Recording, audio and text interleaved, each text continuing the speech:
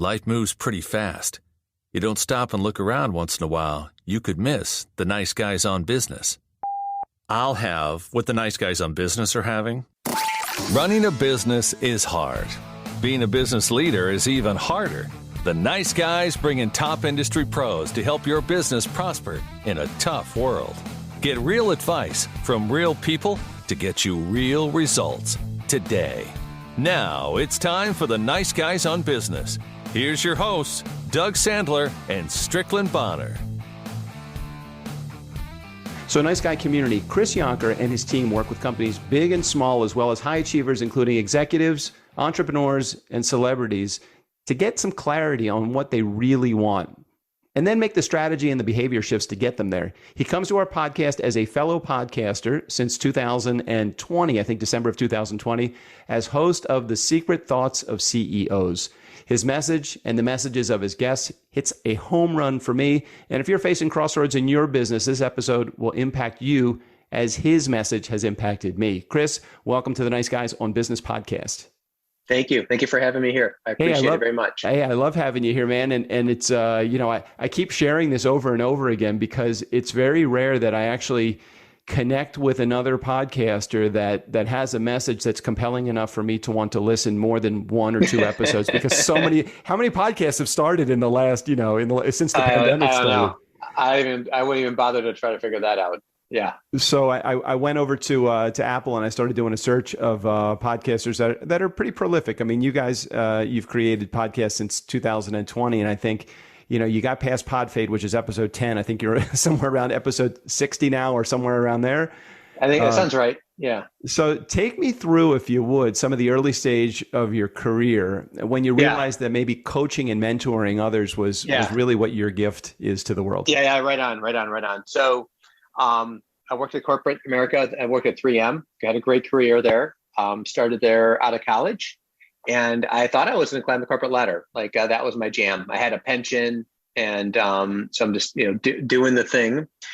And I don't know when it was in my career. Probably halfway. I'd been there maybe about 15, 20 years, and I was like, I think I really want to work for myself, but I'm not sure what to do.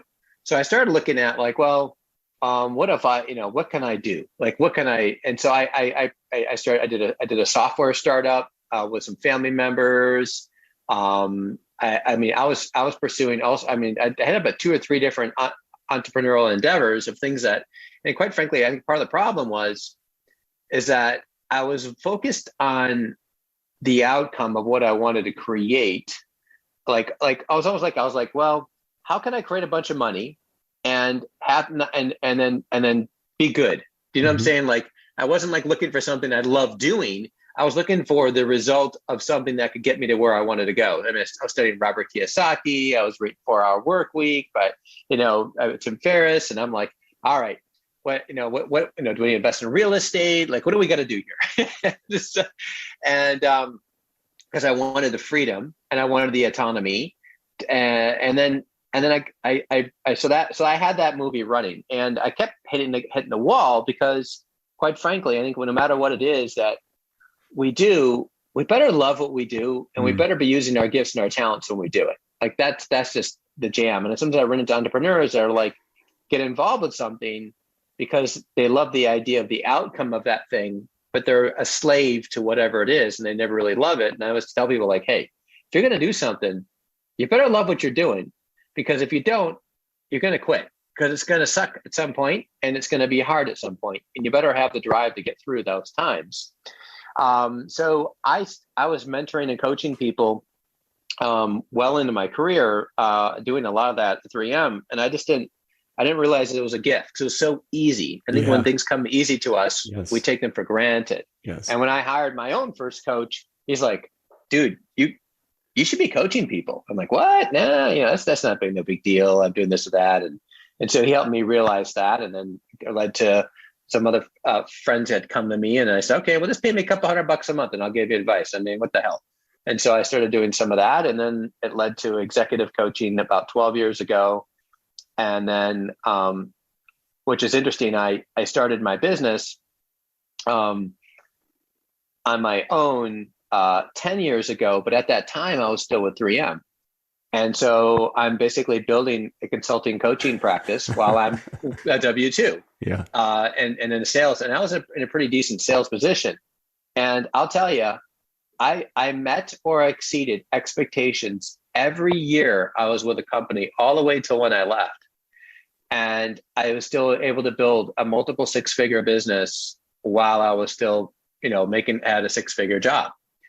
And I did that all in under 45 hours a week. That's incredible. But that's the reality. I mean, you and I didn't even talk about that before, but that's the reality of what happened. Well, you mentioned two categories of people that you were coaching: the friends and the entrepreneurs that were the early stage startups, and maybe the bootstrappers or the people that are looking for venture capital, that kind of person. And then you mentioned executive coaching. Is there any difference from a personality perspective from executives to entrepreneurs, in your opinion?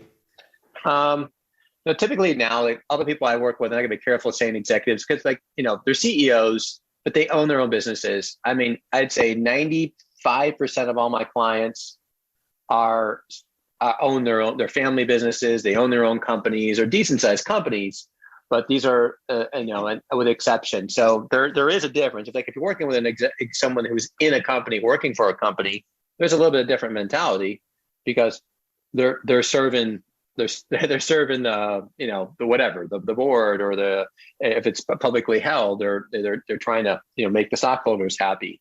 So that's a different jam. But other than that, no. As far as the drive of the person, totally the same. The psychology of the person, pretty much the same. Most people that I work with are highly driven. They're disciplined people. They know how to get things done. But the challenge is they haven't, a lot of folks haven't figured out, how do I make this all work together? And that was even part of my own challenge, and what I kind of figured out for myself, and then ended up being part of the big part of the work that I do is like, how do we navigate to build a life journey, a business journey that we can enjoy while we're building it, instead of like, I'm going to sacrifice my marriage, I'm going to sacrifice time with my kids, I'm going to sacrifice taking care of myself. And in 5 years, then I'll do those things, which can end up happening, especially in an early stages of a business. I mean, I was talking to someone who's in a startup just recently, and the guy's working 70 hours a week. He's married, he's got a kid, and his wife and his kid they're getting his leftovers. And that's what I was challenging him. I'm like, man, you're giving them the little you have left. But you say that they're the most important thing. Could there be a different way? What's interesting, as you were sharing that philosophy of that, this guy working, I remember the 90s. I basically missed the entire period of the 90s. I was in a different business. I was growing my own business, and it was in an early stage of growing the business. And unfortunately, it caused the destruction of my first marriage, and it was really bad, and created a lot of challenges between me and the relationships that were in my life that were not related to my work environment. I want to talk for a second and get your spin on this, about that age-old myth that working harder equates to greater success, and why we don't have to strive to work harder to break through to that next level in our career. How do you teach someone that really just is so passionate about their career and just wants to get to the next level and just keeps thinking, if I just work a little harder, I will get there? Yeah. Okay. That's a really good question.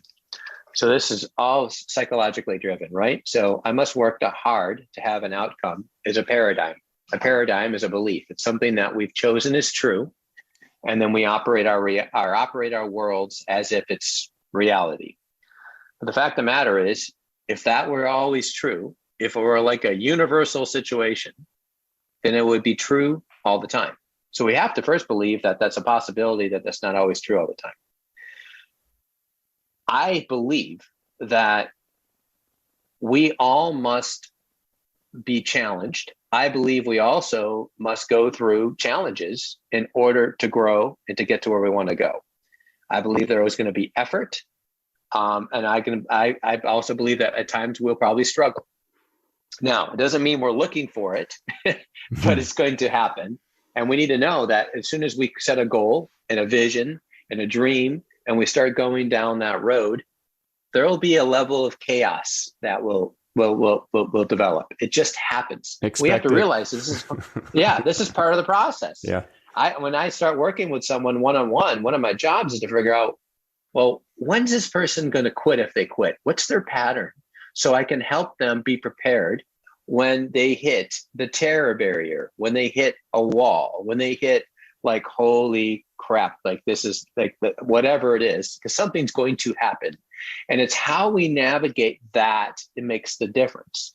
Now, working more and working harder isn't ever the case. Now, I'm not saying we don't work. That's not what I'm saying. It's how we pursue the work. And if you think about some of the biggest breakthroughs that you've had, they've probably come relatively easily. They probably come with some ease and grace. And we got to ask ourselves, well, how does that happen? When I stop struggling, things tend to flow. In order to be in order to push against something, then there has to be resistance. And my goal is like, how do I get people out of resistance?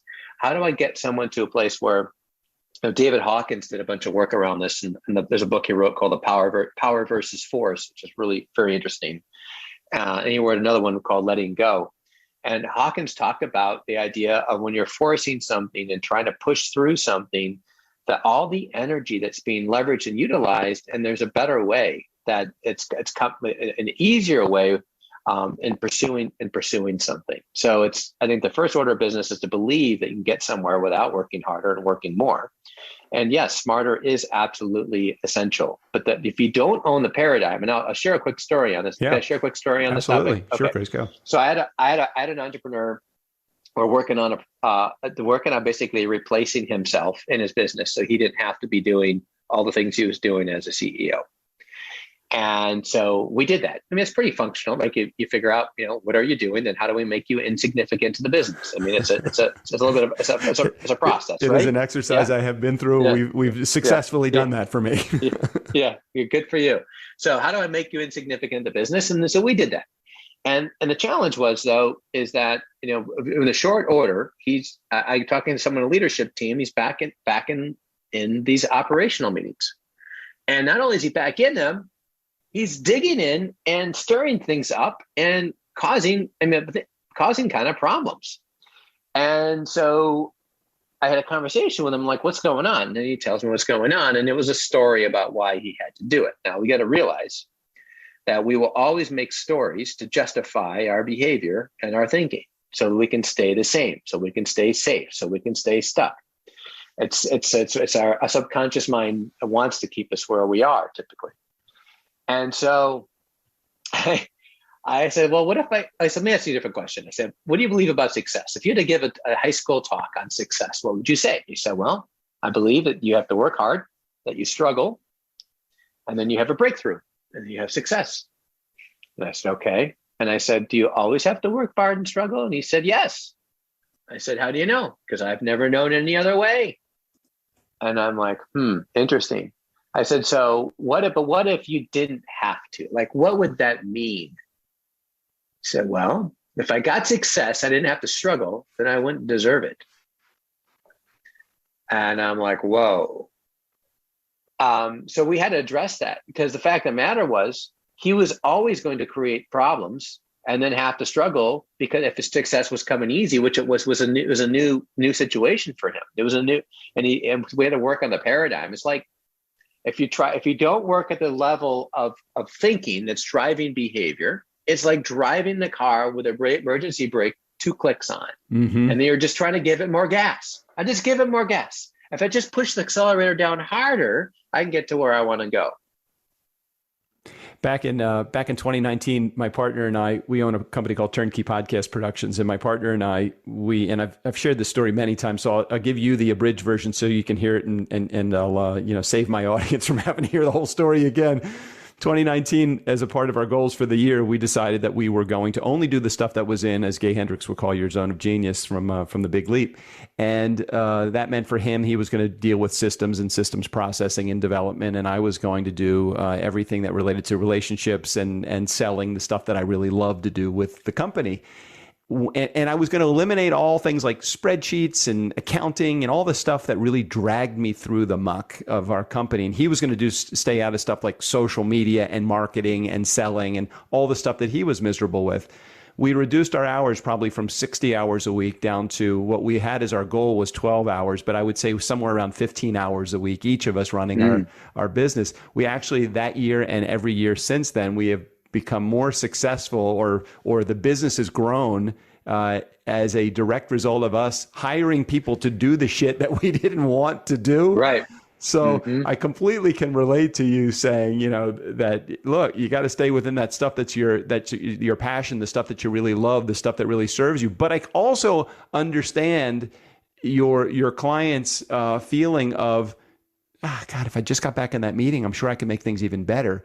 When I started to come back to the micromanaging the shit that I shouldn't be doing anyway, I discovered that I spent more time, I had more stress in my life, and we probably, now I can't gauge this with numbers, but I feel like we had less satisfied customers when I put my hands in the shit that I shouldn't put my hands in. Is that pretty typical of what happens when somebody gets back involved in the stuff they shouldn't be doing? Yeah, I would say so. Look at why are they? Right? Like if we sat down and we figured out, what do you want your life to look like? Like, how do you want to live? We started with, big questions like, who am I? Why am I here? To, health and well-being, loving relationships, just part of my process I go through. We can really map it out. The experiences you want to create, the environments you want to live in, like when you want to start your day, what's the ideal day? Start at 9. Okay, cool. I'm going to get done by 3. Awesome. I'm going to, I just, it came from a massage. Like, so why? Because they're baked into my month. Every month I get one, right? And then I get acupuncture, and they're all baked. It's all baked in because it's all part of the movie that I want to live in, right? And so we get absolute clarity in what we want and why.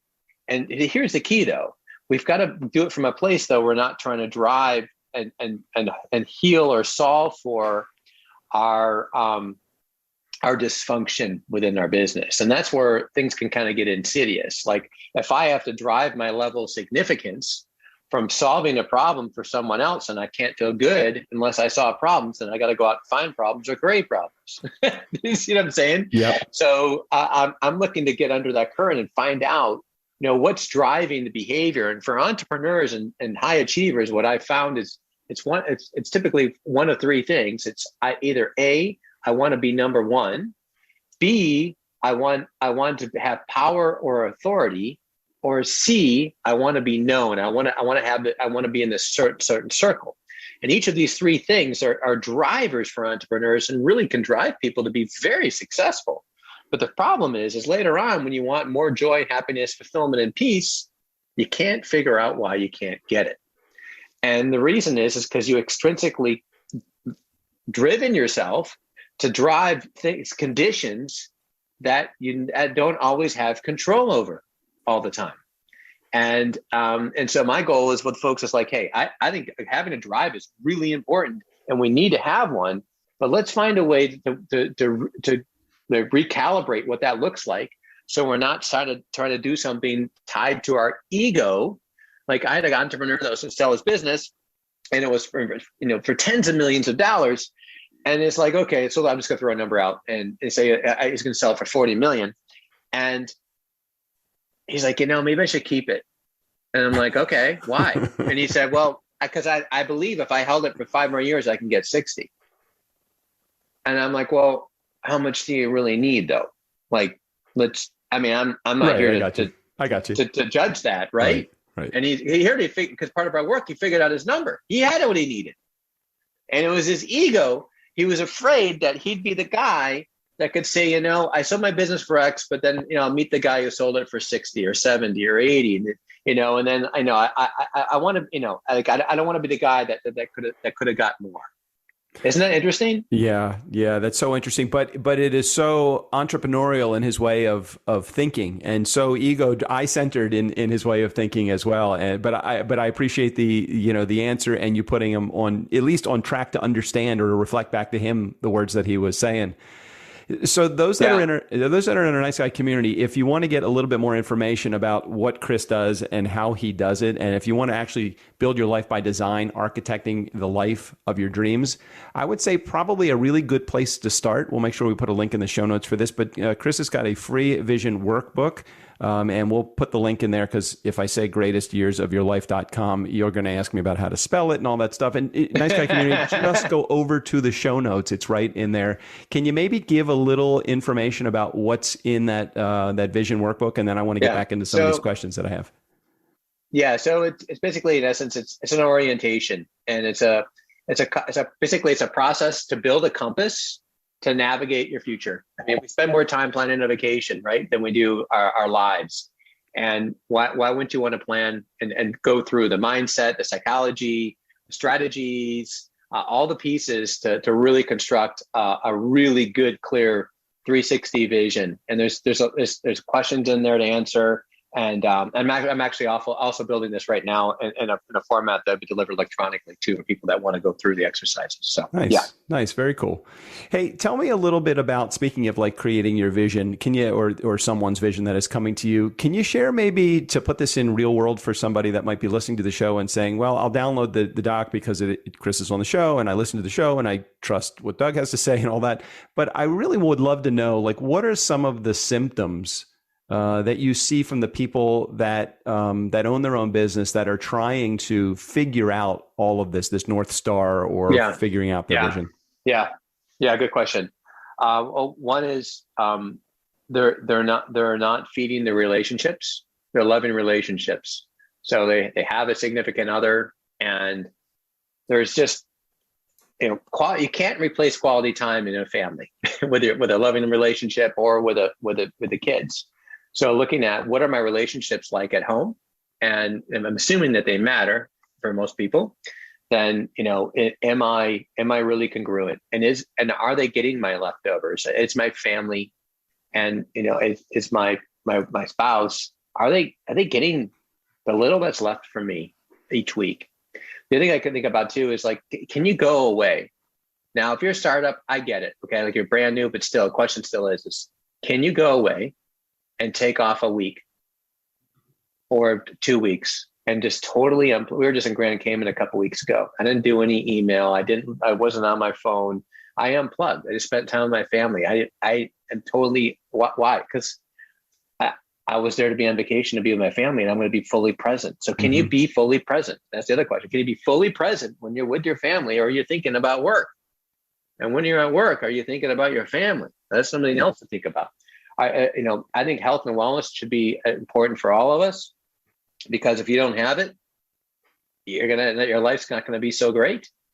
And, are you doing the things to keep that in check? And so that's, and then what does it mean to build a high quality of life? If you're an entrepreneur, you probably want high quality of life. Well, what's that mean? Like, what's your personal definition of it? And do you have a gap in that personal definition? And what's needed? And we create a story. Like you said, you built a team up around you. So have I, right? You can build a team.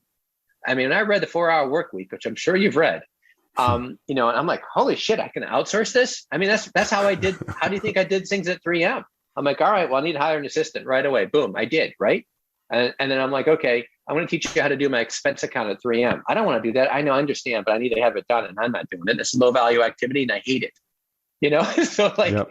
I was constantly looking for, like, all the things that I like. Just like you said, what can I be there? If we figure out where your genius zone is, and you focus on that, and then you build a team around you to do everything else. Like, I don't manage my own calendar. I don't want to manage my calendar. I want to just be here, right? I just want to work with clients and work on business development. That's it. I don't want to do the other stuff. Good plan. It really is a good plan. And I think that those in our Nice Guy community, you would probably want to live that plan as well. But not everything is always as we want it to be. So can you be relatable to our community of people that are struggling? Even me, there's many things that in my career and even in my personal life that I'm still working on. Obviously, I'm, got that construction sign above my head all the time, work in progress. What's some of the stuff as a business owner that you are still working on, trying to get to that next level for yourself? Yeah, good question. I think the one area, and I'm a sales guy, right? I came from sales, but I'm great when I'm working with talking to folks, and the sales is not a challenge for me, but lead generation can be at times when we're managing a portfolio of clients. There's a mix that we have, and managing that mix to not be too many and be just enough, and working with timelines tied to projects, and then coordinating speaking engagements to generate leads, or things that are because referrals you can ask for them, but typically you don't. And I just got one today. They come to you. You don't. It's just they come how when it works. they come. You do good work, I right? wish They I come had when they come, right? Yeah. Right. And so it's like, so I'm constantly working with my team and even for myself, and like the psychology of how do I control flow and relationship to as I continue to grow the business, so that I have what I would call the right balanced amount of clients at any given point in time, with a waiting list, if you will. And that's where you ask what am I working on? That I'd say, gee, Chris, what's your biggest challenge? That's been it. I've got a great team. I've got great people working with me. I've been able to retain the people that I've got working with me, and so I'm very blessed that way. No, I appreciate you saying that. I think that one of the biggest challenges that I have as an entrepreneur, and same with my partner, is that neither one of us are marketing people. We just put in a marketing expert. Let's call this group an expert for what they do. Yet to be proven yet, but we're brand new in the early stages, and we're constantly trying to figure out, okay, how do we get that phone to ring? Me, very similar to you. I love the relationship build. I love the selling side of things. I feel like if you have a product or service that is of value and it can bring value to somebody else's life, it's not really selling. It's just kind of delivering what you do, and that makes it really easy to charge a good amount for what you do and to deliver it at an expert level. So it's definitely something that comes easier to me than the marketing thing. So appreciate you saying that. Hey, from just so those in our community can understand, like who shaped and how you shaped your business. Did you have any mentors early on outside of your organization, or maybe even a silent mentor, someone that you read their books or followed their philosophy, or anybody like that? Because you definitely have a unique flair about your casual, laid-back style, kind of like California. Although I think you're in New Hampshire, aren't you? Yeah, it's true. It's true. You're not the first person to bring that up. Oh, well, I'm just like everybody that's here, right? Like, we're all students. You wouldn't be listening to the show if you weren't a student. And so then you got to ask yourself, who are you reading and what are you studying? And I've studied everything from, things like, I'm going to read Traction, or I'll read Scaling Up, Bert Harnish's work, or things along that line about business development, or I'll read things around what else have I studied? I love Patrick Lencioni when it comes to building teams. So someone out there like to build a team, you should study Patrick Lencioni. He's a great author on that. 5 Dysfunctions of a Team is an amazing model, and how to do that. Study leadership, but I think that the most impactful relationships, quite frankly, that I've had outside of studying the books like that, and books on philosophy, and books on psychology, and books on spirituality, is the coaches that I've hired and worked with, that have really helped me see myself in a deeper way. I have someone I work with on mindset. I have someone I work with that helps me with strategy, and I have a personal trainer. So, I have a financial advisor. There's 4 people. So I basically build my own board. And I would suggest that to anyone out there, even if you don't have the money, right? Like, find a mentor, someone that you build a board of advisors, of people who have the fruit of what you want, or who've helped other people get it. You've got to have either one of those things. If you haven't done it, or you haven't helped other people get there, then they're probably not the best mentor for you. There's plenty of people to give advice, but especially in families. But that's so to me, I had Tom as a coach of mine. I had 20 something years ago. It was just spectacular and really helped me see. I came from an alcoholic home. I came from a situation where I had no self-esteem, a lot of bullying. That's why I started studying karate. Karate was a huge driver for me. I'm a tenured 7th degree black belt. I've been studying for a long time, but I started when I was 15 years old. But so I would say that finding someone that can call you, basically point out, you can't read the read the label from the inside of the bottle. And so you need someone to be able to shed a light on your blind spots, on where your thinking might be off, where your behavior might be off, whatever that might be. And that's to me, that's a fast track in regards to being able to make huge shifts and quantum shifts in regards to the changes that we want to make. Once again, Chris's show is called The Secret Thoughts of CEOs. I'll make sure I put a link in the show notes so you have access to that, so you can get a little bit more information about how Chris does what he does. He's got some great people. He had Jeremy Slate, was just a recent episode that he aired, and he's got a bunch of other leaders, CEOs, of course, that have explained the stuff that goes on in their life to help them achieve the success that they've had. If you want to take advantage of the free vision workbook, make sure you check the link in the show notes, greatestyearsofyourlife.com. It's in there. Again, don't worry about the spelling. Just check the show notes, and there'll be an active link right in there. Chris, I so appreciate you sharing your message today. Any final words of wisdom that you can impart upon our community to help them take their lives, whether personal or professional, to the next level? Hey, if you're inspired to pursue something, you really feel pulled, then doubt your doubts and find someone that believes in you as much or more than yourself, and listen to them. Excellent word. Excellent advice. Thanks, Chris, for being on the show. Thanks for sharing with our community today. Thank you. Hey, Nice Guy community, never underestimate the power of nice. Again, special thanks to Chris Yonker. All of his information, including access to his book, his podcast, and his free vision workbook will be right there in the show notes. Steve O'Brien, go ahead and take us out of here. For the Nice Guys on Business, I'm Steve O'Brien. They have listeners in other countries? I didn't think anyone was listening outside of their house, except maybe their moms.